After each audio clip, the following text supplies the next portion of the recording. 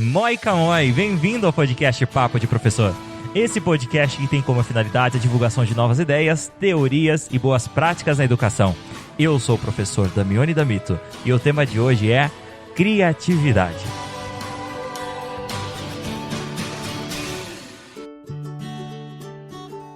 Muito bem, bem-vindo mais uma vez ao podcast Papo de Professor.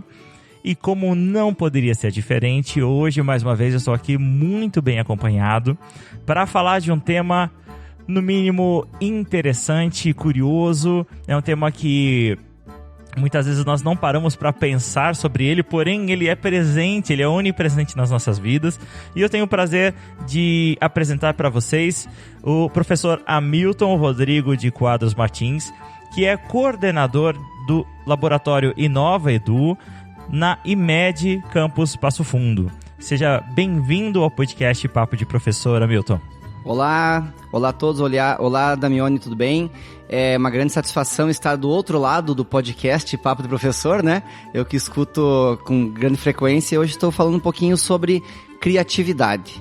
Essa habilidade tão importante, né, para o século XXI, para o aprendiz, para o cidadão.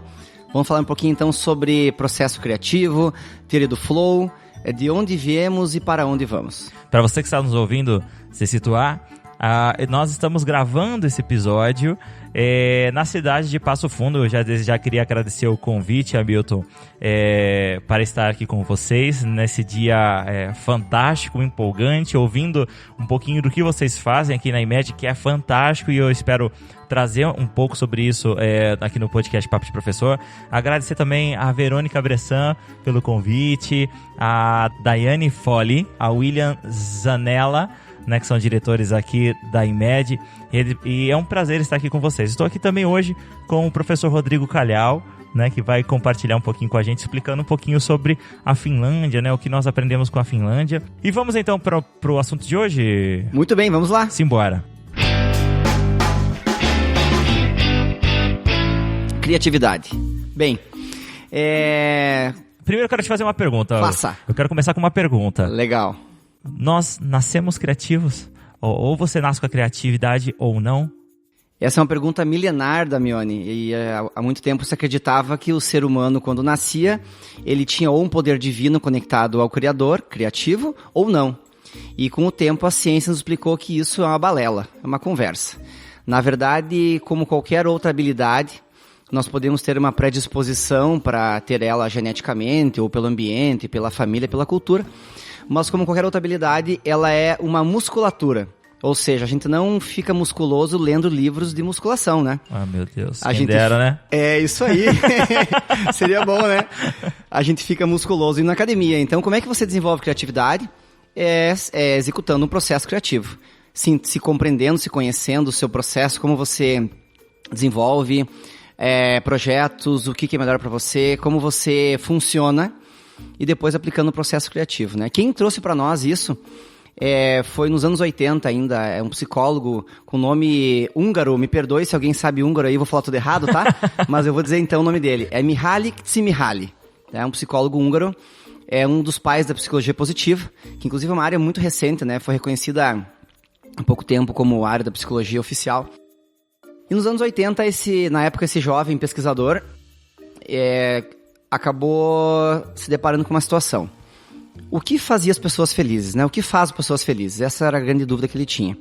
Ele começou a estudar isso porque ele vem do período pós-guerra. A família dele perdeu irmãos e familiares na época da Segunda Guerra Mundial. E ele fugiu da Hungria e foi morar na Itália. E via que tinham pessoas que saíram da guerra muito abalados, com uma série de problemas psicológicos, né, e depressão, e uma série de problemas, transtornos, e outras pessoas conseguiam ter uma vida normal e feliz. Poxa, depois de passar por um processo traumático como uma guerra, como poderia, né? Estudando isso, ele acabou chegando na seguinte situação. Bem, eu vou aplicar uma pesquisa com 2.000 pessoas, foi a primeira pesquisa que ele aplicou, e elas vão durante o dia inteiro responder um pequeno questionário do que elas estão fazendo, do que elas estão se sentindo nesse momento, né? Então, por exemplo, estou trabalhando, estou feliz, estou ativo, estou forte, estou triste, etc. Falava o que estava fazendo e qual o seu estado de espírito naquele momento. Essa pesquisa, esse instrumento chamado ESM, Experience Sample Method, é um método de análise de experiências, né? E coletando milhares de respostas, ele chegou a uma conclusão, no mínimo, interessante. Fora pessoas que estavam em uma situação de miséria, ou seja, de falta de recursos para sobreviver, o básico da pirâmide de Maslow, né? Fora esses, das pessoas que tinham uma vida modesta, até uma vida com alto poder aquisitivo, todos tinham o mesmo grau de felicidade. Aí o ouvinte deve estar falando, esse gaúcho tá passando conversa na gente, né? Tá passando conversa porque não é verdade isso. Sim, foi isso que a pesquisa descobriu. Desde operários de fábrica que trabalhavam em locais insalubres, até o cara que estava lá num iate se divertindo, enfim, eles tinham picos de felicidade e de não felicidade durante o dia. Bem, se existiam picos, ele foi estudar a parte alta da curva, ou seja, o que tornava as pessoas felizes. E olha a descoberta que ele fez. O que torna as pessoas felizes é estar em processo de criação de algo. Ele matou uma das maiores charadas da humanidade, que é se a criatividade ela era um processo orgânico que nascia com a pessoa, ou ela podia ser desenvolvida, né? Peraí, então você tá dando pra gente o segredo da felicidade, isso? Elixir da felicidade através da criatividade, é esse. O elixir da felicidade através da criatividade. Exato, as pessoas criativas são mais felizes. É isso que diz a psicologia positiva, né? E a pesquisa dele, então, se aprofundou para entender que momento da vida delas que elas estavam mais felizes é quando elas estavam criando algo de sentido para elas, com entrega social, com percepção de valor, etc, né? Com isso ele desenvolveu uma teoria que alguns dos nossos ouvintes podem conhecer, que é a teoria do flow, ou teoria do fluxo, né? Essa teoria ela é reconhecida já no mundo inteiro, no Brasil já tem algumas pesquisas nessa área, né? E ela serve, Damione, desde entender processo de engajamento em empresas, por exemplo, porque tem pessoas que se engajam para valer no seu trabalho, no relacionamento, na vida, na educação, no curso que faz, e outros que não se engajam, né? E a palavra-chave também é engajamento. Que é um dos problemas da sociedade contemporânea, né? A gente fala hoje que nós vivemos uma sociedade abundante, em contrapartida da sociedade escassa, que era anterior, e a abundância de informação, ela gera desengajamento, né? Porque você tem pessoas com um volume muito grande de informação passando por ela já não sabe mais como tratar tantas coisas. Então, como é que você engaja pessoas, e agora eu vou focar no jovem que está na escola, né? Inclusive, a gente fala um pouquinho sobre isso no episódio do Habilidades do Professor do Século XXI. Perfeito, exatamente. Né? Porque é justamente esse é um dos problemas que os nossos alunos têm, né? Eles têm tanta informação, que eles não sabem o que fazer com isso. Perfeito. Eles não sabem como curar isso, ou como filtrar isso. Exato. Não é verdade? É verdade. E a curadoria é um dos papéis do professor do século XXI, né? Com certeza. Inclusive. Aí foi, através dessa análise, ele começou a perceber que as pessoas que estavam em processo criativo, elas tinham um padrão recorrente. E ele começou a entender que esse padrão recorrente é o fluxo. Para o ouvinte entender, assim, rapidamente o que é o fluxo, né? Se pesquisar aí, tem vários artigos científicos, várias teorias, vários livros. O fluxo é o flow, é o flow, coisa, né? É, isso aí, é o flow. O livro em português que tem no Brasil está esgotado, tá? É Psicologia da Felicidade, o nome dele. É do próprio Mihaly, uma tradução nossa aqui. E ele fala que o flow, ou o fluxo, nada mais é do que um momento imersivo de criação. Que, em suma, para o ouvinte entender é o seguinte. Imagina você aprendendo a tocar um instrumento. Vamos lá, flauta doce. Ok, é um instrumento, você não sabe tocar, e eu vou te convidar, Damione, para tocar um parabéns pra você no meu aniversário semana que vem. Ok. Você não sabe tocar, então tu está em estado de apatia. Quando você vai tocar, você tem que desenvolver uma habilidade, né? Então tu tem um desafio, primeiro de tudo. O desafio é tocar parabéns pra você. Não tem problema, pode Faz parte, né? Segura que eu me desconcentrei, tá? Então você está aprendendo a tocar um instrumento, pode ser uma flauta doce, e eu te desafio, Damione, então, você tocar parabéns pra você no meu aniversário semana que vem. Você não sabe tocar esse instrumento, e ao ser desafiado, você vai ter um certo problema, né? Tu vai ter um problema a ser resolvido. Um estado de dificuldade, de complexidade para te trabalhar. A partir desse problema, que é um desafio para ti, você vai estudar como tocar música e você vai alcançar um certo nível de habilidade para fazer essa entrega. Legal. Feito isso, você, no gráfico do flow, você está fazendo um equilíbrio entre desafio e habilidade. Se você passar vários anos aprendendo a tocar flauta ou qualquer instrumento musical, em algum dia você vai tocar numa orquestra junto com grandes músicos, e você já não vai mais querer tocar parabéns pra você no aniversário de alguém. Então, ou seja, você tem um alto grau de desafio e um alto grau de habilidade. No livro do Mihaly, ele fala de grandes personalidades, como, por exemplo, um cirurgião médico que está fazendo uma cirurgia, e ao fazer a cirurgia muito complexa, que leva 12, 14, 20 horas, ele afirma que levou 15 minutos. Então, ao estar no processo, então, de imersão que o Flow oferece, existem algumas características, né? Então, quais são elas? Primeiro, para você entrar em Flow, você tem que ter metas, ou seja, tu tem que saber onde você quer chegar, e feedback contínuo. Aí o ouvinte deve estar pensando, metas e feedback contínuo, já vi em algum lugar isso. Não é assim que os jogos funcionam? Yes! É exatamente assim que os jogos funcionam. E é por isso que eles são altamente engajadores. Então, a psicologia explica. E quando você está em Flow, você tem um desprendimento da tua autoconsciência, do teu corpo, uma imersão e uma distorção espaço-tempo. Você efetivamente perde noção do tempo. Então, sabe quando você estava num show muito bom, ou assistindo um filme fantástico, ou correndo, fazendo um esporte, correndo uma maratona, e o tempo passou de uma forma distorcida, ou para mais ou para menos? Sim. Na pescaria, para mim? Exatamente. Eu fico o dia inteiro pescando, parece que passou meia hora. Perfeito.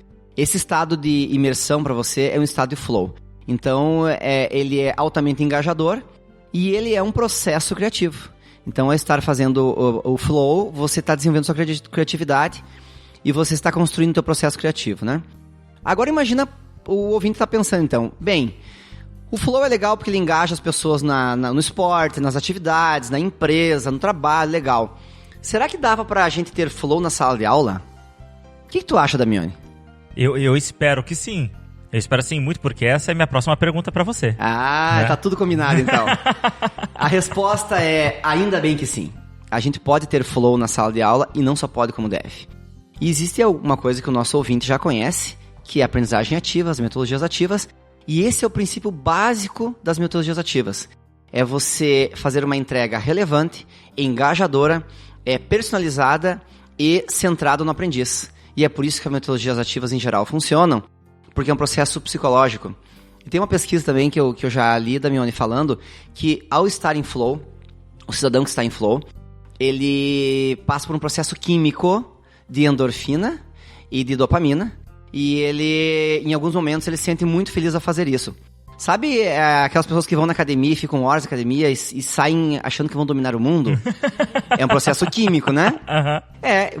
Você pode fazer isso na sala de aula, caramba. Olha que massa. Se você pode fazer na sala de aula um processo de engajamento a tal ponto, e quem está nos escutando certamente vai lembrar de uma vez que como professor ou como aprendiz, ele esteve num processo desse. Ainda bem. E o que é interessante é que a endorfina e a dopamina são hormônios ligados ao bem-estar, à felicidade, é isso aí. É o que a gente sente quando a gente faz atividades físicas, como quando come chocolate, parece que tem exatamente, né? Também. Outras coisas também que produzem bebês. Que são excelentes, inclusive. que são excelentes. E que elas tem um potencial até viciante, né? Perfeito, sim. Então quer dizer que eu posso viciar o meu aluno no processo de aprendizagem. Pode, olha que legal. Meu Deus, isso é fantástico. Que massa, né? É isso aí. Explodindo miolos, né? Com tudo isso, né? Várias ideias. E veja que isso a ciência já vem há 20 anos, a psicologia positiva estudando, né? E não tinha um olhar para a educação, né? Tinha um olhar para o engajamento, tanto que o nome do livro é O Engajamento do Cotidiano, alguma coisa parecida com isso. O livro do Mihaly, esse que está em português. E fala sobre o engajamento das pessoas na vida delas, no cotidiano, né? E eu venho fazendo esse paralelo há algum tempo. Como é que a gente faz para levar experiências ricas de flow? São chamadas experiências autotélicas, né? O ouvinte pode dar uma pesquisada aí sobre experiência autotélica. Na psicologia, tem uma forma muito simples, ela significa o seguinte. Aquela experiência que você está tendo agora e que você não quer que acabe. Porque, muito bem, às vezes você está numa atividade lá que é trabalhosa, no labor, esse episódio, né? Isso, inclusive, né? A gente não quer que acabe, né? Pois é. Tá divertido. Estamos em flow ao fazer flow, né? Ao falar do flow, é um metaflow. Metaflow. Então, quando você tá numa atividade muito engajadora, assim, que tem um desafio e que você é muito bom naquilo, você se sente criatividade, você não quer que ela acabe. Onde o processo é mais importante que o produto. Olha que legal. A gente fala tanto em educação, né? Que o processo tem que ser mais importante que o produto. O ato do construir, do aprender, do descobrir, ele tem que ser mais importante que a avaliação. Senão tá tudo errado, né? Se a prova é mais importante que o saber, então tá tudo errado. Então, o flow, de certa forma, ele é um modelo que pode nos levar a isso, né? E tem dois exemplos bem legais que eu sempre uso em palestras, em falas do Flow. Uma delas é do Ayrton Senna, né? Nosso grande ídolo brasileiro. E ele falava que quando ele estava pilotando, ele não sentia mais a diferença entre ele e o carro. Ele era o próprio carro. Ele estava deslizando na pista, tá? E, portanto, ele sentia cada movimento, cada som, cada trepidação. Ele sentia como se ele estivesse deslizando na pista, né? E o outro personalidade famosa que falava isso é o Jimi Hendrix, né? Que quando ele tocava guitarra, não era guitarra. Era o corpo dele que saía a música. Então tu veja o nível de imersão e de flow que essas pessoas tinham. E o educador que está nos escutando também tem isso, tenho certeza. Quando ele faz uma atividade ativa, uma dinâmica ativa, uma metodologia diferenciada com os alunos, e ele olha para aquela meninada, eles estão absorvidos naquela atividade, construindo, tendo ideias, ele se sente o mais perto de Deus que a gente pode chegar, né? Que o educador tem disso, né? De construir, de transformar, de se sentir sobre-humano, né? Super-humano. Então, o flow pode nos levar a isso. Imagina então, se pro educador é fantástico, imagina então pra meninada, né, Damione? Você está participando de um processo onde você se sente criador de algo, você se sente valorizado, é significante, é relevante pra tua vida e tem uma entrega social também, né? Que a educação tem que ser conectada com tudo isso. Então, tudo isso que o Flow nos traz como teoria, ele pode ser aplicado em várias coisas, né? Então, um exemplo bem interessante, a gente já falou, é o exemplo da gamificação, né? A gamificação, então, é essa lógica de você utilizar a mecânica de jogos em ambiente não jogo, né? Pro ouvinte entender, então, existem várias divisões da gamificação, né? Entre elas, uma delas é a gamificação pura, que é usar essa mecânica de jogos. Existe a aprendizagem baseada em jogos, né? Que é o Game-Based Learning, que é quando você usa o jogo como mecanismo, né? É muito importante deixar isso claro, né? É diferente. Gamificação não é necessariamente dar um jogo para o aluno. Não necessariamente. Não necessariamente isso. Não é a mesma coisa. É usar as dinâmicas que os jogos têm. Isso seria a questão de pontuação, exato, talvez níveis. Lembra a estrelinha do caderno? Isso. Eu era bastante bagunceiro na aula, tá? Uhum. Se alguma professora minha estiver escutando, vai saber disso. Então eu ganhava pouca estrelinha, mas os meus colegas ganhavam bastante. E eu percebia valor naquilo, tá? Então a estrelinha do caderno, ela nada mais é do que uma forma de avaliar quem tem as entregas, né? É uma gamificação. Eu recebia, sabe o quê, professor? Eu recebia carimbos. Isso. Minha professora tinha vários carimbos, um sorrisinho, uma carinha meio triste. Eu lembro disso.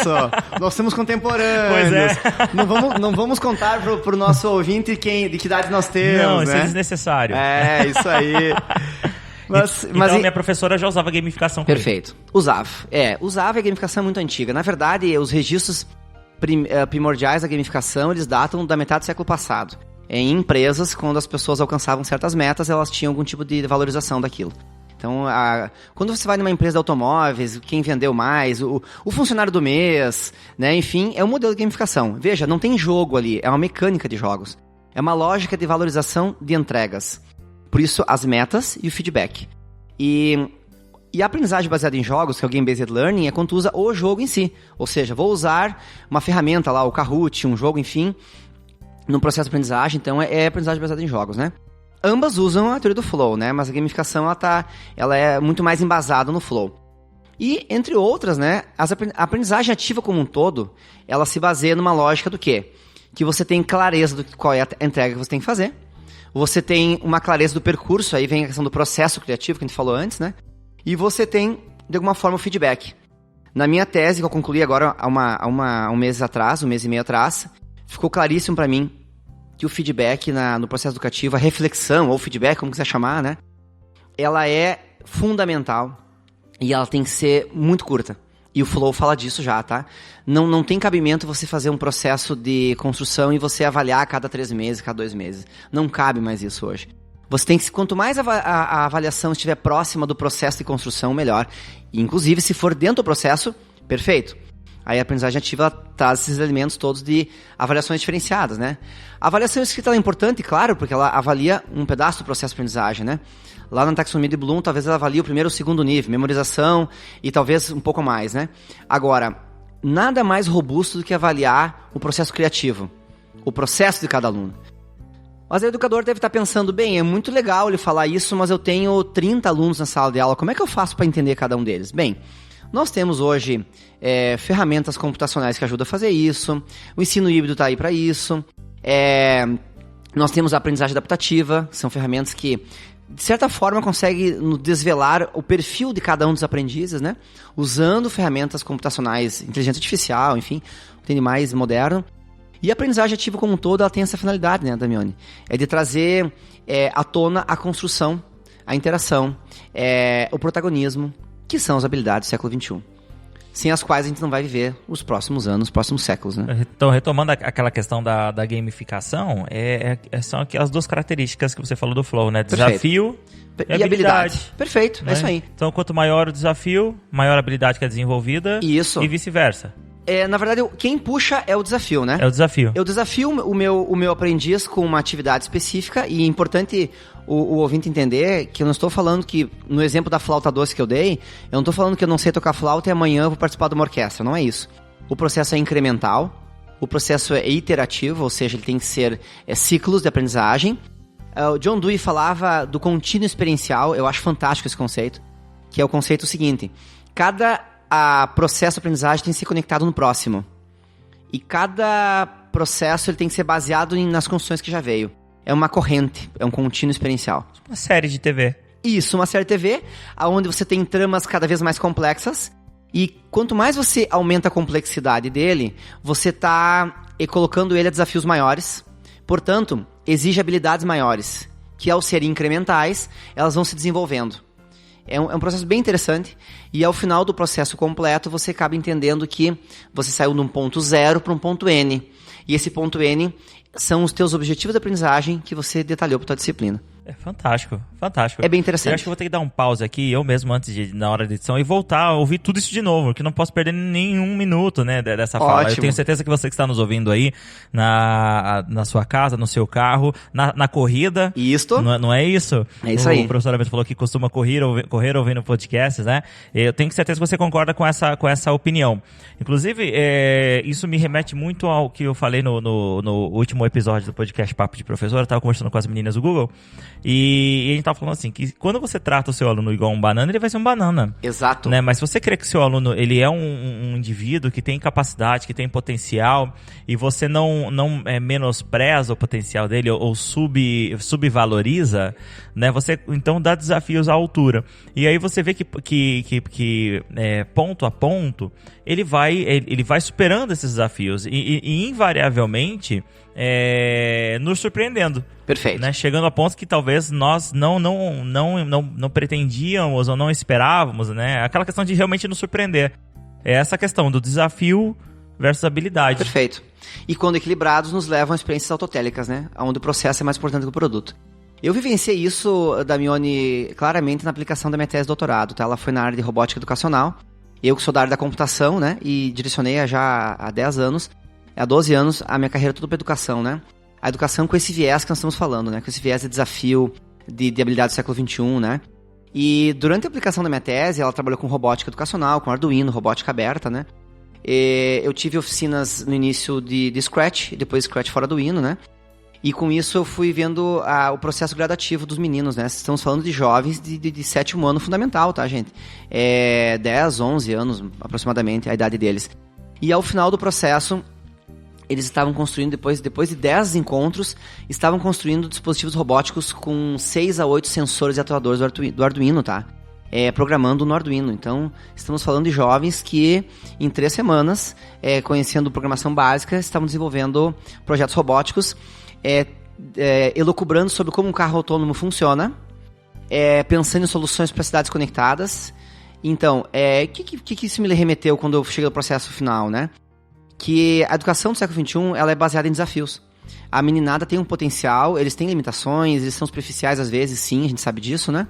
Mas eles têm um forte direcionamento à solução de problemas, que é uma das grandes habilidades do século XXI, né? E tudo isso é baseado em desafio. Então, com desafios adequados à idade, ao perfil, ao conteúdo, você mobiliza habilidades. Então, me parece que é uma lógica muito mais assim. Ao invés de trazer o conteúdo por si, você traz desafios que fazem eles buscarem o conteúdo. Isso é muito antigo já, né, Damione? Aprendizagem por projetos, várias escolas que a gente vê no mundo inteiro que tem essa perspectiva, Escola da Ponte e outras, elas mobilizam conhecimento através de um problema real. Então, isso não é novo, mas hoje, fortemente baseado pela teoria do flow, nos leva a pensar que é possível Existem várias alternativas de como fazer isso e vários exemplos. Então, para mim, a teoria do flow ela foi bastante mobilizadora de entender como a aprendizagem ativa funciona por dentro do mecanismo dela. Infelizmente, nós temos que caminhar agora para o final. Eu tenho certeza que tem muita coisa para falar ainda. Então, você que está nos ouvindo, se prepare e comemore. Com certeza não vai ser a última participação do professor Hamilton. Ele estará muitas vezes ainda conosco aqui. Professor, eu queria então pedir que você desse uma dica aí, se o ouvinte que está aí, o assinante do podcast que está nos ouvindo, quiser saber mais sobre isso, conhecer mais sobre o assunto, aonde ele pode encontrar mais informação?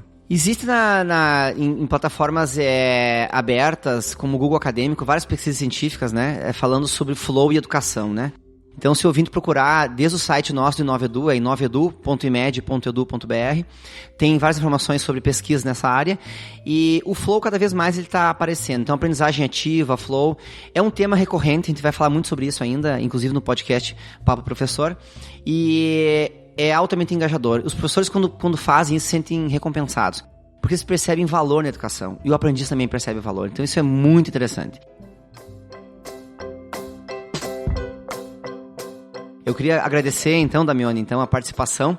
No início eu esqueci de dar um buenas, né? Porque aqui no Rio Grande do Sul a gente cumprimenta com, ao invés do moicamoi, né? O nosso moicamoi do gaúchês é buenas indiada, tá? Então, esqueci de dar no início, então no final não faz mal, né? No final não tem problema. Buenas indiada, então foi uma grande satisfação estar aqui conversando com você e com grande parte desses nossos assinantes e ouvintes, né? Eu sou um deles, vou me escutar, tá? Que ótimo. A finalidade nossa é única, né, Damione? Nós queremos mudar o mundo pela educação.